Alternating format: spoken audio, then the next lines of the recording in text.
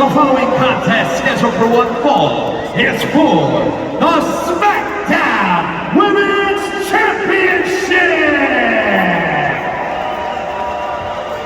Introducing the challenger from Calgary, Alberta, Canada, Natalya!